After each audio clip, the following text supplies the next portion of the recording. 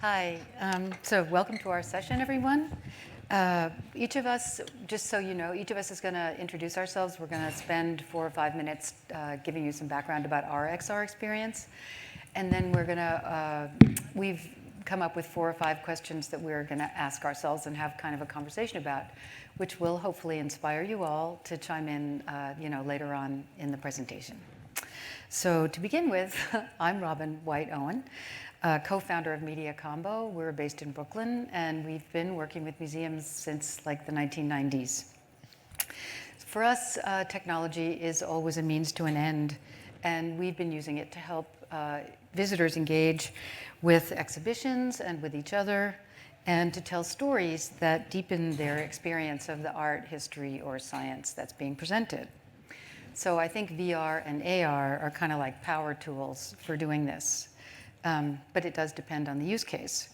Just to give you some background, our first foray into XR was in 2016 when my partner, Michael Owen, produced a 360 video experience about Lake Baikal in Siberia, the world's longest, deepest, most voluminous body of fresh water on Earth. And then in 2017, we produced an AR audio tour for 3 rooms of the Morgan Library and Museum in New York City. The following year, we did a virtual tour for an exhibition about climate change at the Carnegie Museum of Natural History in Pittsburgh. And our most recent VR project is a room-scale 6DoF application for the Pollock Krasner House and Study Center, which is a National Historic Site in East Hampton. So this is the studio where Jackson Pollock and Lee Krasner, the abstract expressionist artists who sort of revolutionized modern art in the mid-20th century, where they made their most iconic paintings.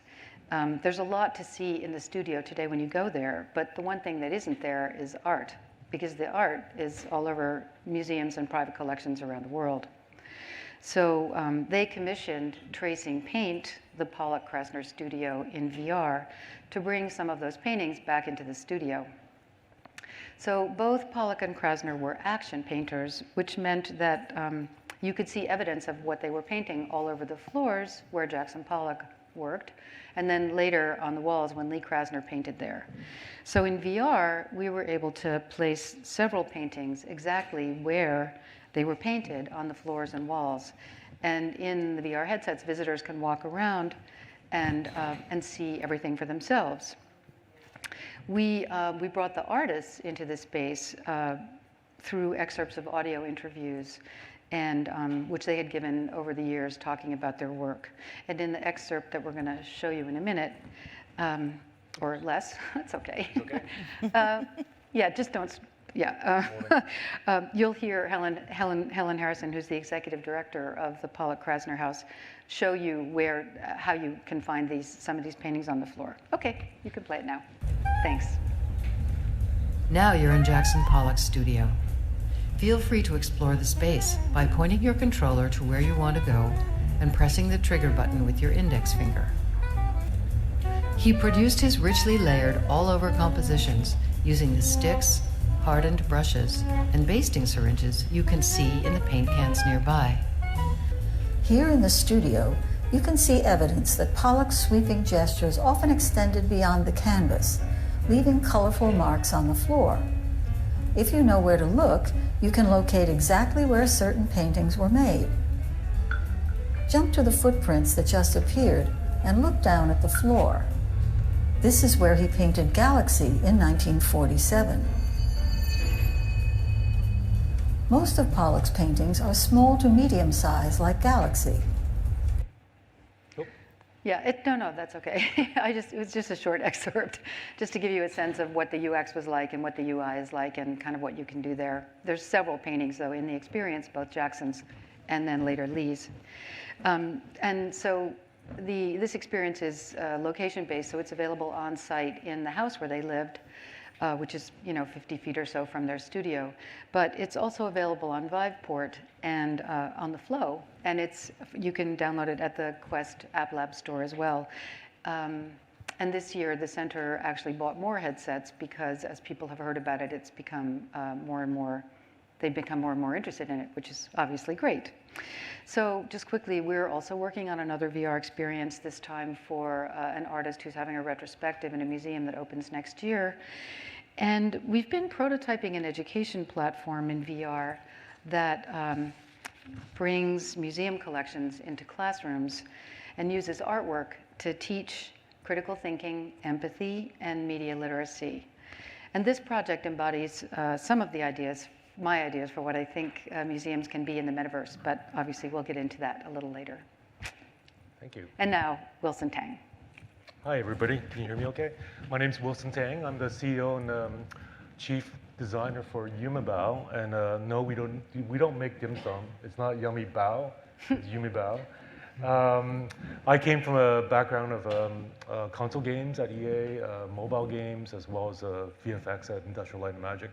So, I guess, with the rise of VR and AR a couple years ago, in some ways I was kind of looking for something to atone for how we've distracted from the world's attention with video games. So I was looking for something to, what I hope to be, doing a little bit of good. So Yumibao was assembled, and we have our own platform called Yumigo. And Yumigo is like, the idea is one app to rule them all. When we talk to museums, when we talk to clients, everybody knows that this is a very compelling way to experience learning, experience art.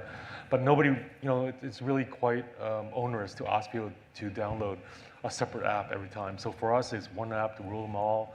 Whether you're in Washington, D.C. or Vancouver, Canada, where we're from, just download the app, and depending on whether you've got the password or you're in the right location, the content will stream in.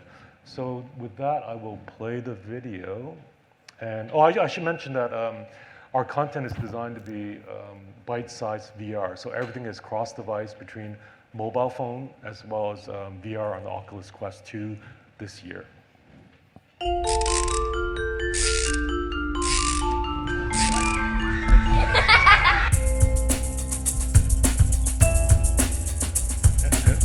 Those are my kids.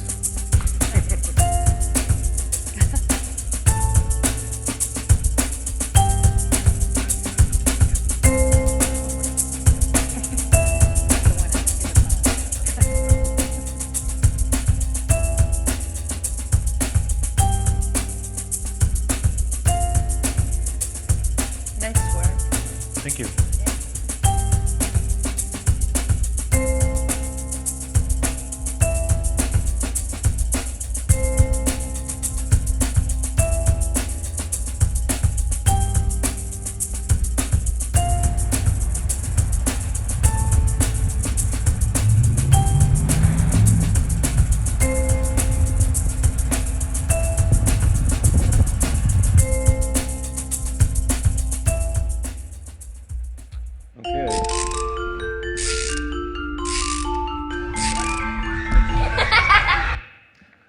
Thank you. I will pass it on to James.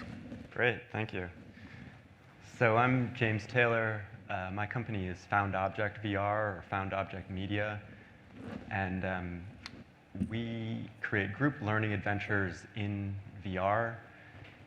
We try to keep them pretty short, so 10, 20 minutes, and our mission is to design education that can compete with entertainment.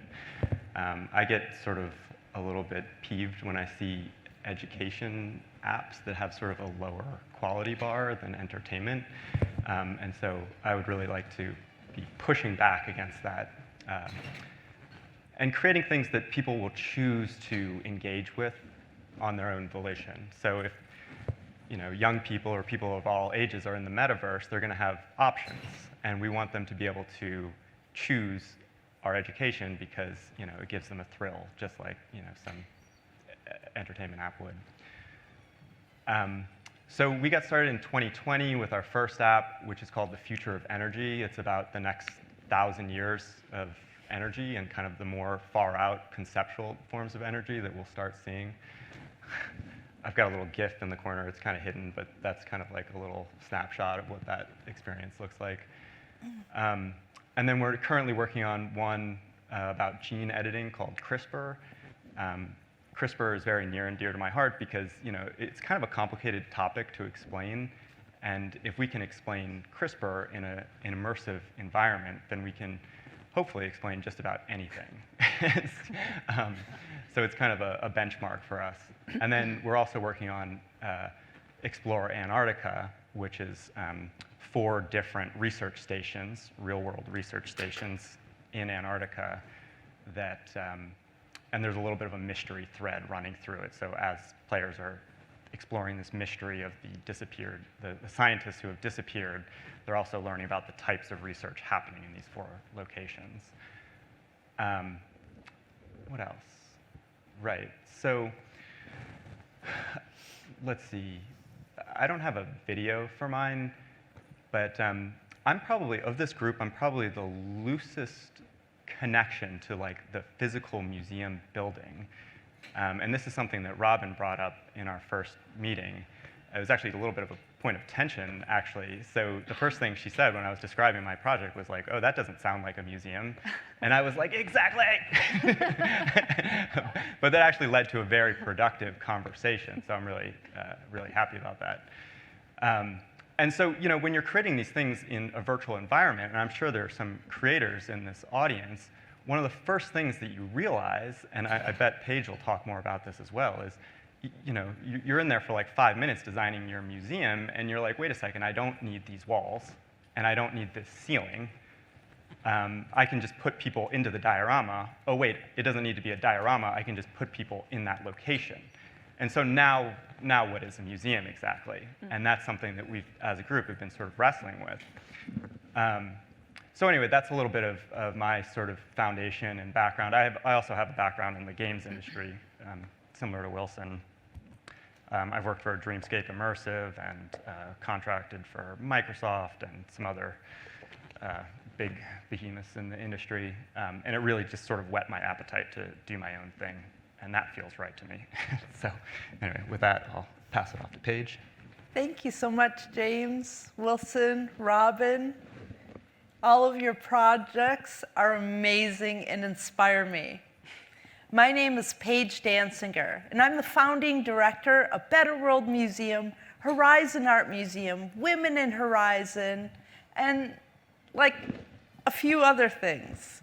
So I'd like to share with you a little bit about Better World Museum and Horizon Art Museum while we're here together today.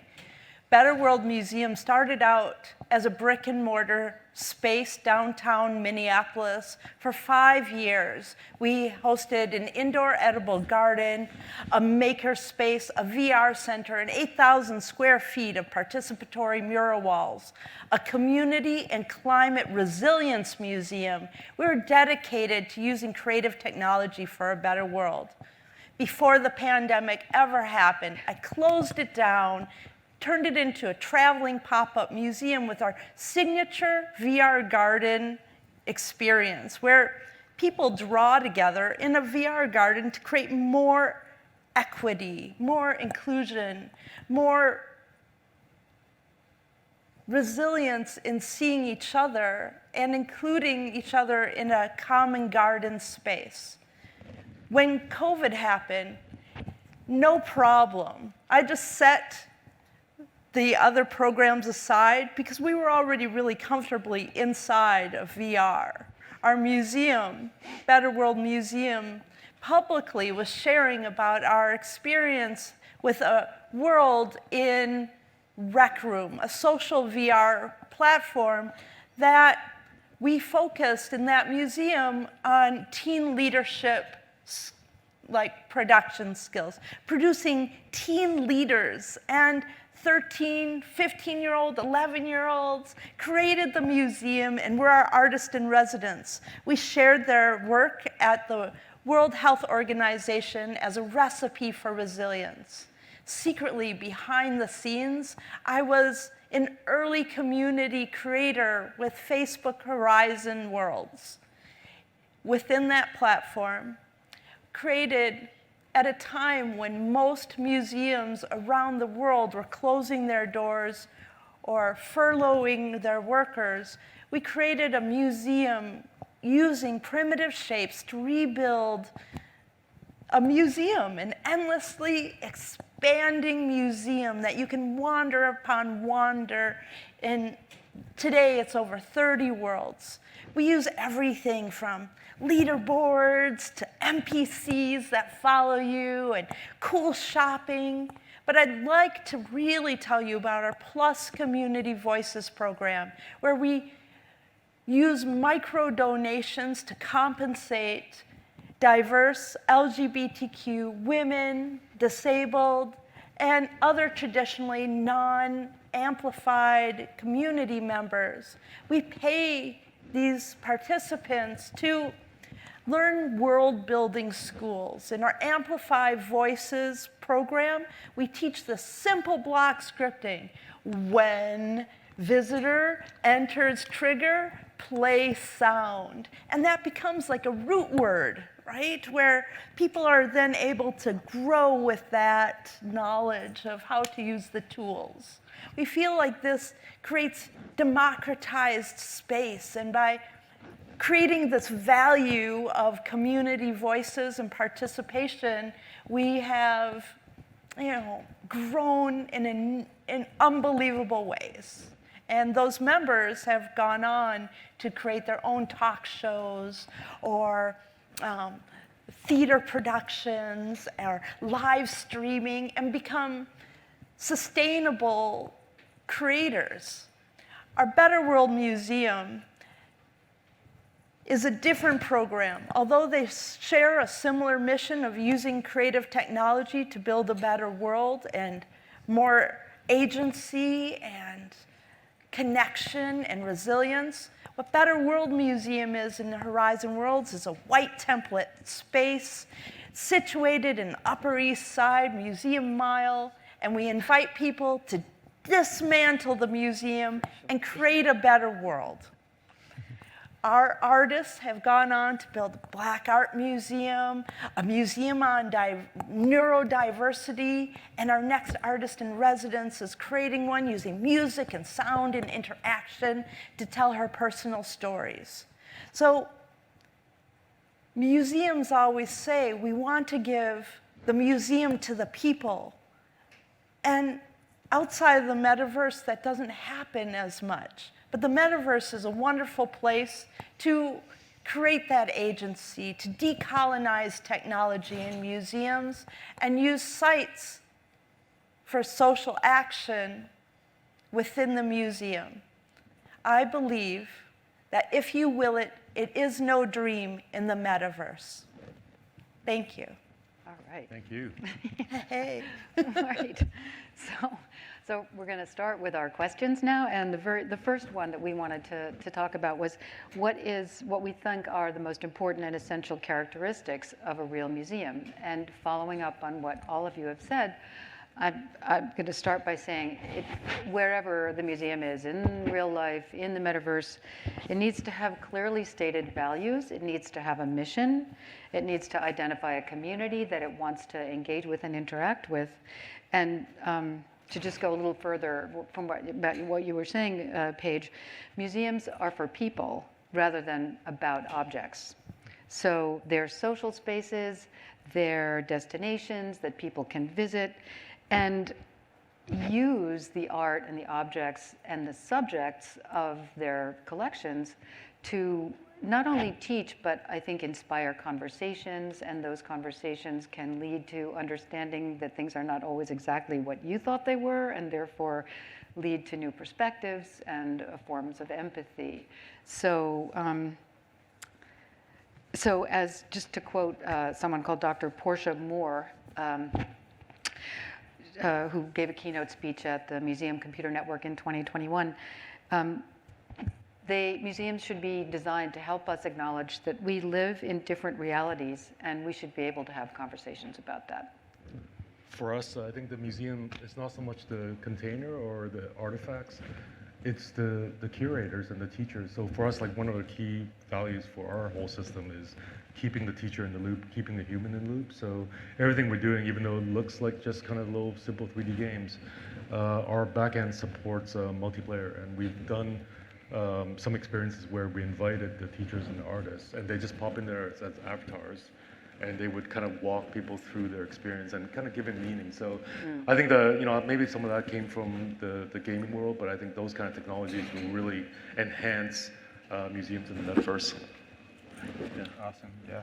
Yeah, that's so interesting. When I was a grad student and intern at the Minneapolis Institute of Arts, my mentor said a really great, well-run museum should be able to exist without you at all, right? That your name and your visibility should not have to matter. So we've really put that into like supercharge at Better World Museum with our Artist in Residence program. Once a participant downloads the template, I'm no longer associated with it. It becomes their autonomous space to be able to market or share in the way that's best for them. So sometimes removing, although I like visibility, Yes. sometimes removing your name and becoming the listener, the supporter, the platform provider is enough.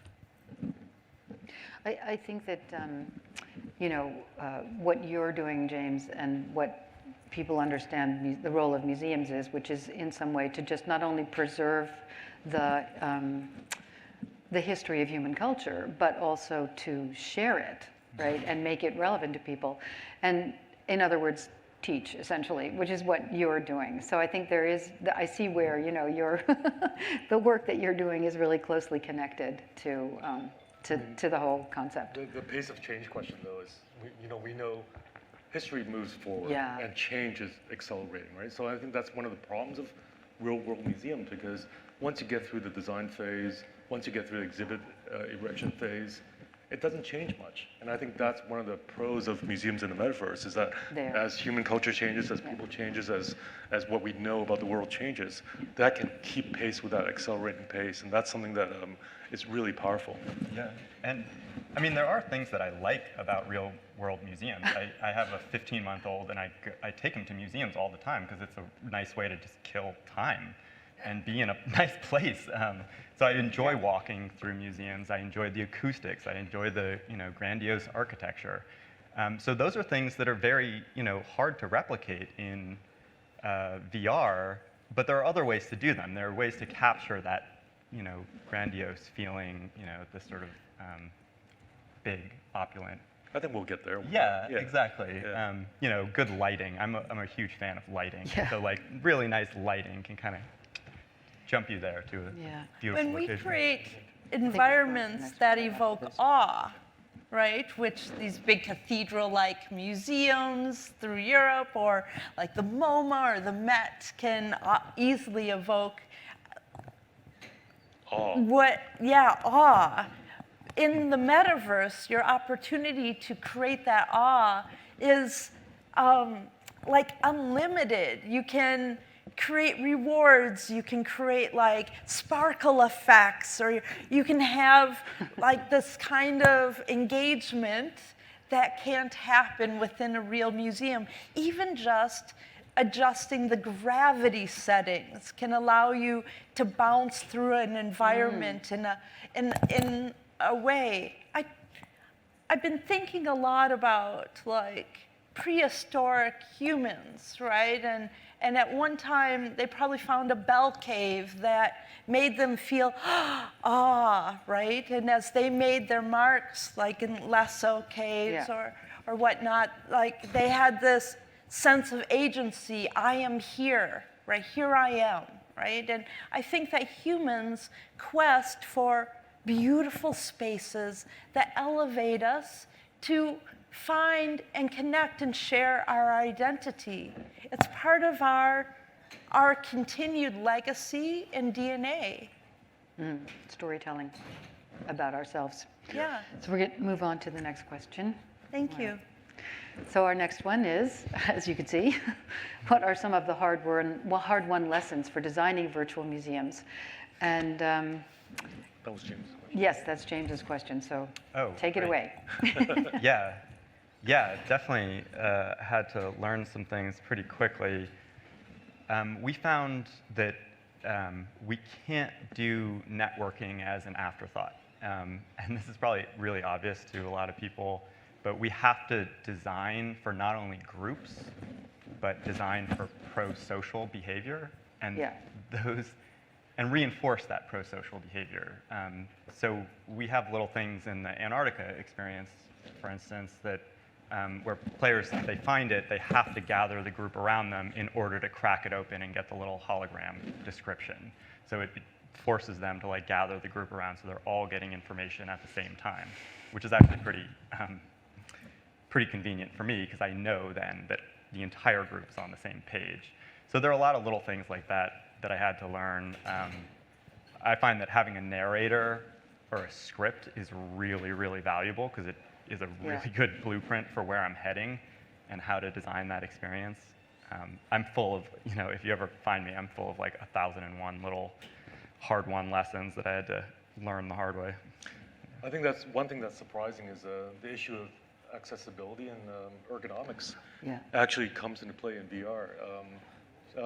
How tall do you put an exhibit? Where do you put it? Do I need to reach for it? All those things. Traditionally in gaming, you don't have to think about it, but in VR you do because your body is the interface. And and this is something that we're very interested in is as we get into hand tracking without any hardware sensors, the idea of touching things which you can't do in the real world. I think in VR you should encourage people to touch everything.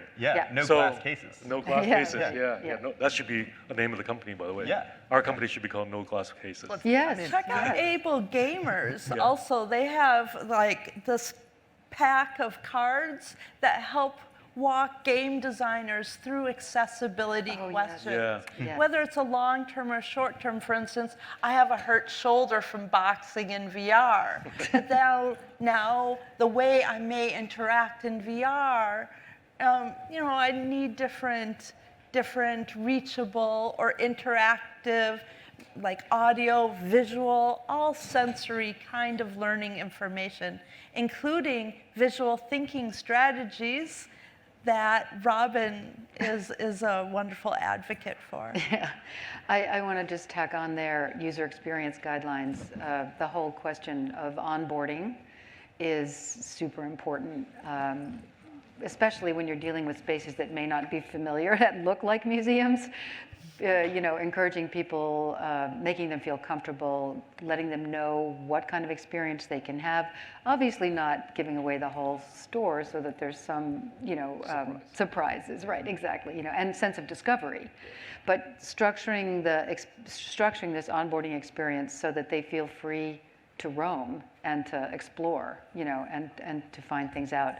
And I think that's really, really important. And when you're talking a little bit about the story arc of an experience, trying to figure out how much agency you can give people versus trying to make sure that they see everything that you want them to see. If you're telling some kind of a narrative story, there's always a balance there. But Paige, you have a lot of experience already building museums in the metaverse, so maybe you have a couple of things to add here.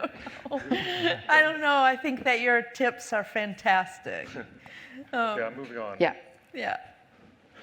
So our next one is, if museums are becoming more open or democratic in the metaverse, what is the role of the curator? That's so this is a little bit about me. I really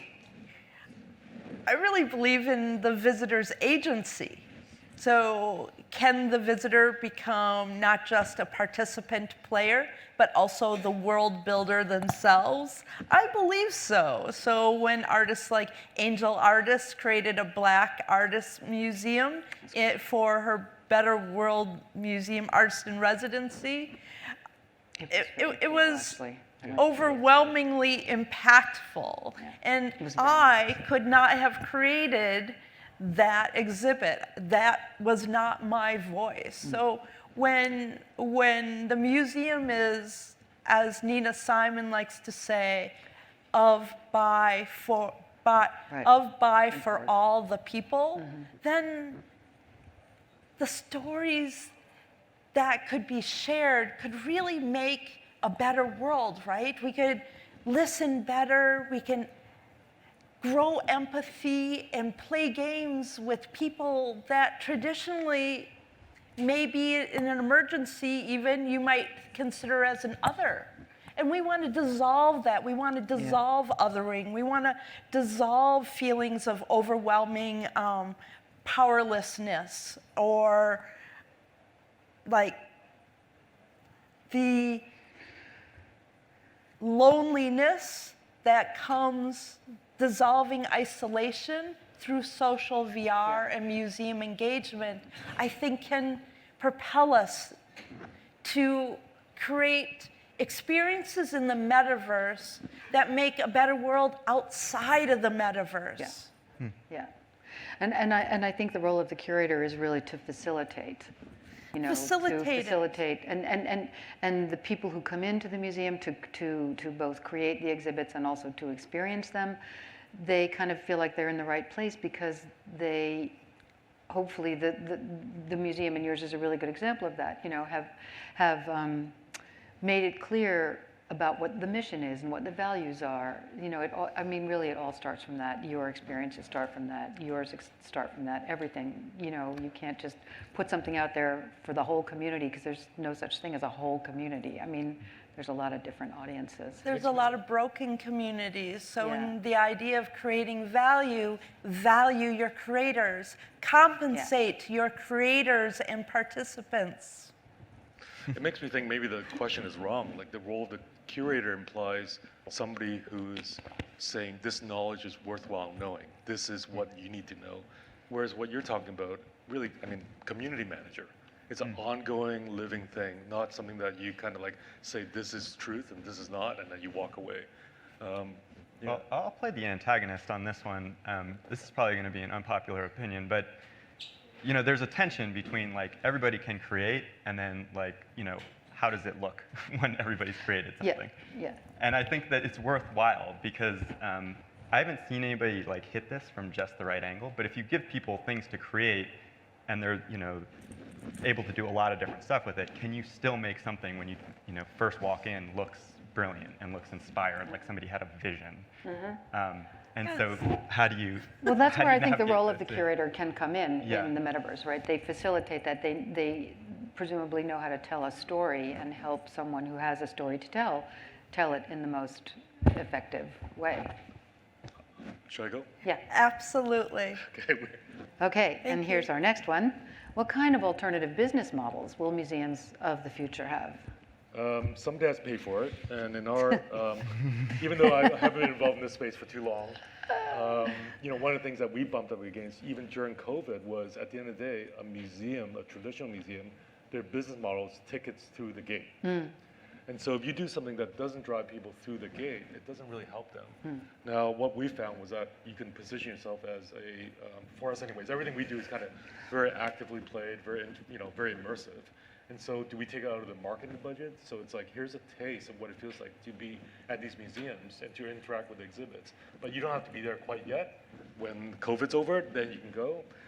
Some of these other ideas here, or do we adopt different business models from other digital medias? For example, freemium is a very popular model from mobile games. Is it free for 90% of the people? And then, but for 10% of people who are willing to pay, what kind of premium status do they get? What kind of premium services do they get? Or do they just, is it a matter of status? So I think it's a really important question. Who pays for it? It's interesting. I always like the tech company pays, the people go free model.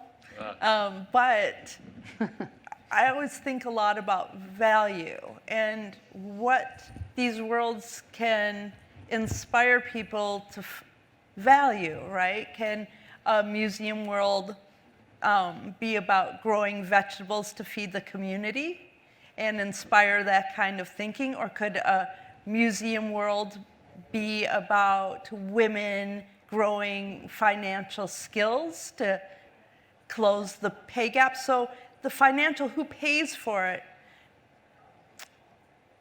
can also be seen in what can't I afford to lose value within a community, especially in Minneapolis after the murder of George Floyd. It was really important to create value in human value life. right? And yeah, so You know, I was just reading yesterday that the Andy Warhol Museum in Pittsburgh has just announced a $60 million project where they're going to be the hub of their local neighborhood to develop this super creative series of activities, which is they're gonna be involved with building spaces where the community is gonna come in and be educated and learn how to do things, including become entrepreneurs. I mean, it's very service oriented, and it's really interesting because if it takes $60 million to build something like this in real life, but in the metaverse, it would also be really cool to be able to see museums as these kinds of creative hubs of entire neighborhoods that have yet to be built. We haven't seen it in North America yet, but in Asia, some of the countries are publicly funding metaverse construction. yes. Now, this is interesting because, you know, if it remains private, there is always a pressure to drive people in, and when it's based on, let's say it's advertising, then suddenly the onus for truth is no longer there.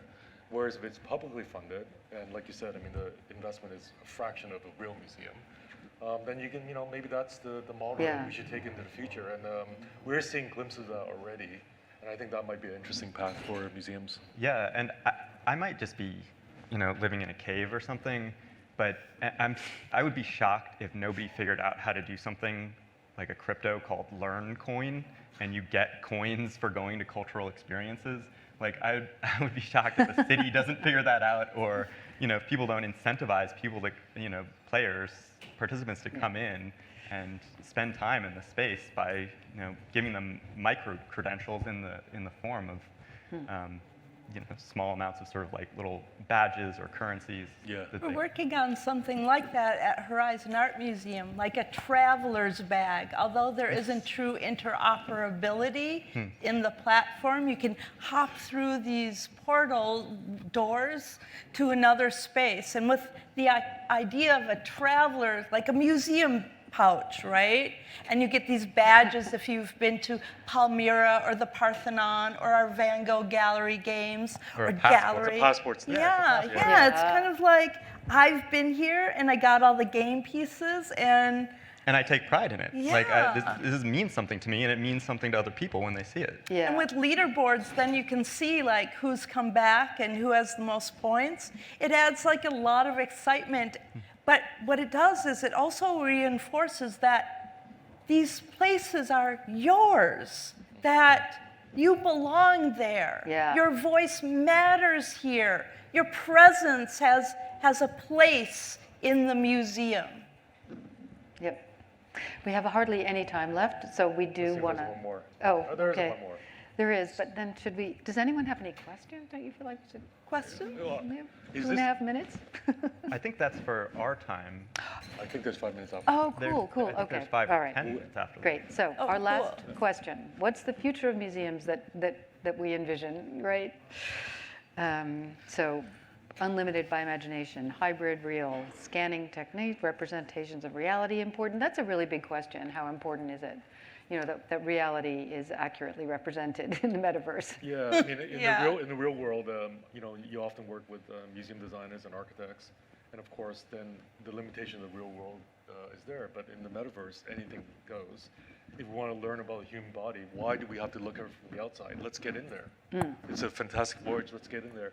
We learn about, you know, the Antarctica and the biology there and the animals there. Why don't we take people there and just put them in those environments? So, absolutely, I think as designers, we need to free up our imagination, read a lot more science fiction. I encourage science fiction on everybody, and just like, you know, make this the metaverse and the museums of the future to be unlimited by physical constraints. Yeah, get weird with it.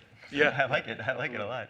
Yeah, and I mean, I think there are, this kind of goes back to one of the previous questions, but there are really good reasons to call them museums because it kind of pops people's minds into Yeah. the right mindset.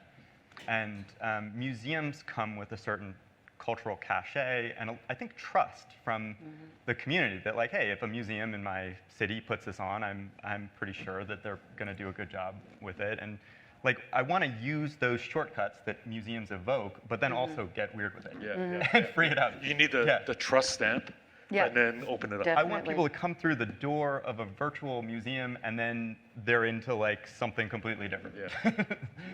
Yeah. I love the idea of the future of museums because I envision like young creators who are creating collectors circles and sharing and selling their 3D assets to just like right now we have a museum shop where you can like see different community creators things that they create and buy it, and those objects might not really exist in the real world. It might just be a floating, hovering orb that rotates cool, right? And that How much is that?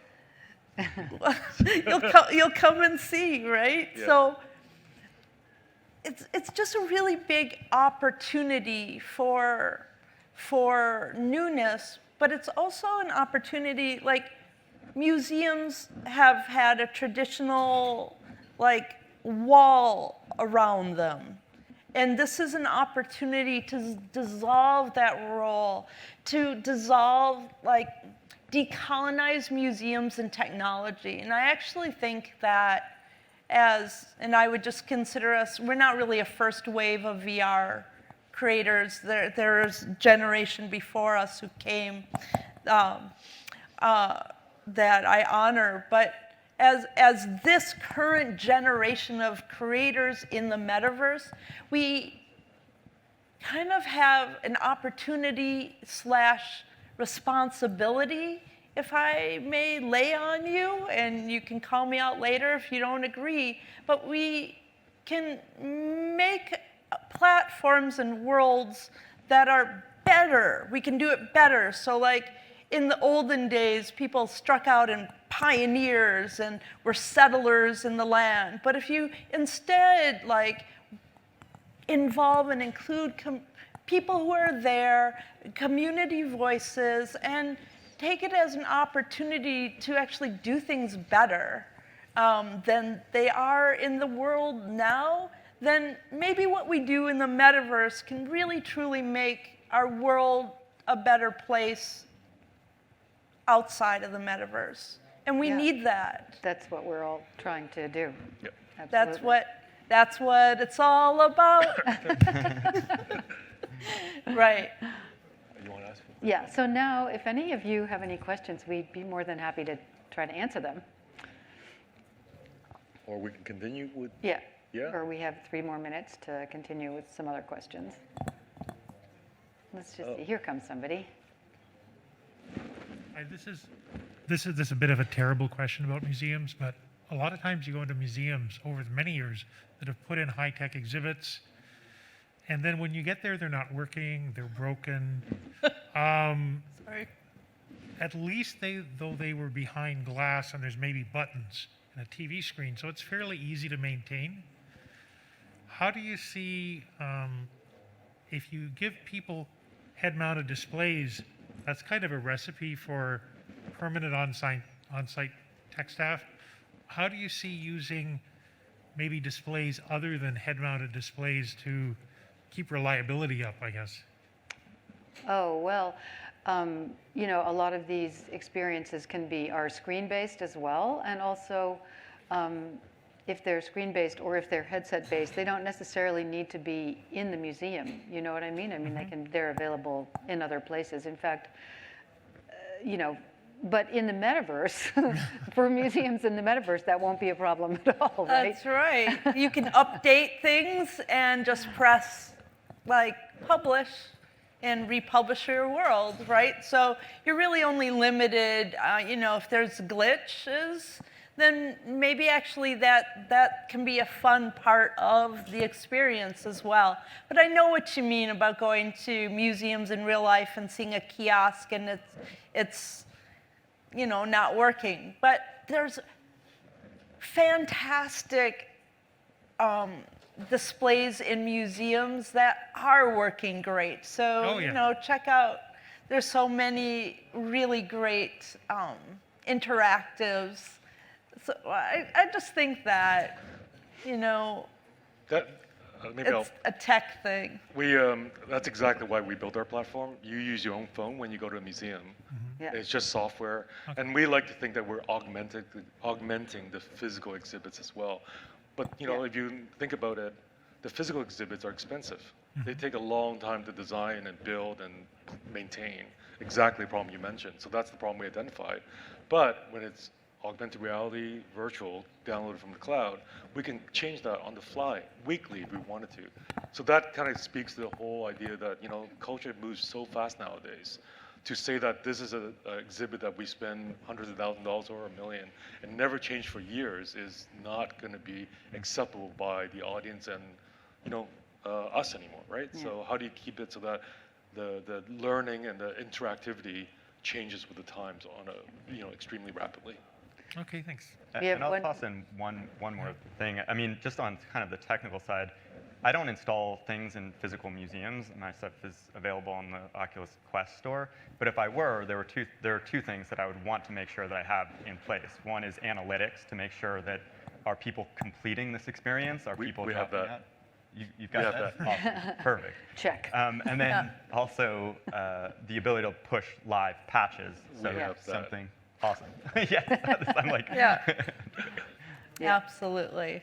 So I think we have time for one more question, and I see Hi. our friend from Meowwolf here. Hello, yes. My name is Jerome. I'm from Meowwolf. And as you've talked about having an app that you have in your space, a concern that we've had with our spaces is people becoming phone zombies. So how are you competing? How do you approach all of the competition of the distractions that are on the phone while also wanting to let people become present in this space that is like your physical museum? But then there's this screen that's here, and so you've got a lot of this that You could be do. going on. So Yeah. how do you find a balance between making sure that people are present in your space but also engaged with an application? I'm going to say you can't really control people's behavior. You know, if they're in your space and they're engaged in what they're looking at, then they're using the phone for that, and then the next second they're taking a selfie.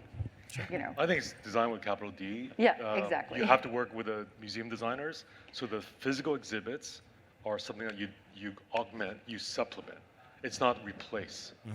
And I think that's the trick, is that make sure that Yeah, those if they're about those teams are augmenting. part of your design process. And if they're designed right, and you know, with onboarding and with UX, then people will stay with the experience for as long as it lasts. At least the majority of them. And I think general rule is, even if you don't have a phone, there should be something awesome to look Right. at, to touch. and, Exactly. you know, I think that, again, it's That's the- augmenting, supplementing what's there, not Yeah. replacing. Yeah. And we really actually love that people are loving their phones and wanting to share selfies. At Horizon Art Museum, in a lot of our worlds, we have spots that are like a spot on the ground that says selfie spot. And then we have different props and costumes that you could put on that reflect the paintings or the artworks there. We just I work for a company called Alt Ethos as a Metaverse producer, and we created this cool program in Unreal, and we have all these iframe spots to like take selfies. And so building that engagement in it's part, people love to see themselves. So if that is their natural inclination, then Lean in. why not make it part of the experience in the exhibit? And I find that when I lead people through and say, okay, this is a great spot, let's all gather and have a group selfie, then that's part of the magic of sharing that photo together and just feeling like it's a continuation of the lifestyle of the experience, like getting a t-shirt, right? You live it later and you're able to share it and think back, oh, I had this greatest time with my friends, right? And that forms human connection, and that makes the art better, right? It's about the human, not the object. Which is what the museums are supposed to do, I think, is forge those connections between people and the whole experiences of our culture, of what it is to be human. Yeah, they're no longer phone zombies, they're phone creators, they're phone activators, they're phone sharers, they're right? They're phone agents of change. Do you work for Apple? No. You sure? Yeah. Alt Ethos. Yay, the Thank you very best much. company. Thank you. Thank you. Yeah, Thanks very you. much. Yeah, let's give him another round of applause. Yeah, thank you. Yeah, that This went was pretty well. great. Yeah. I love sharing about museums. If you want to catch any of us after, outside this hall or outside by the pool, we are available to talk more about museums. Yeah. Thank you, Paige. Thank you. I- All right.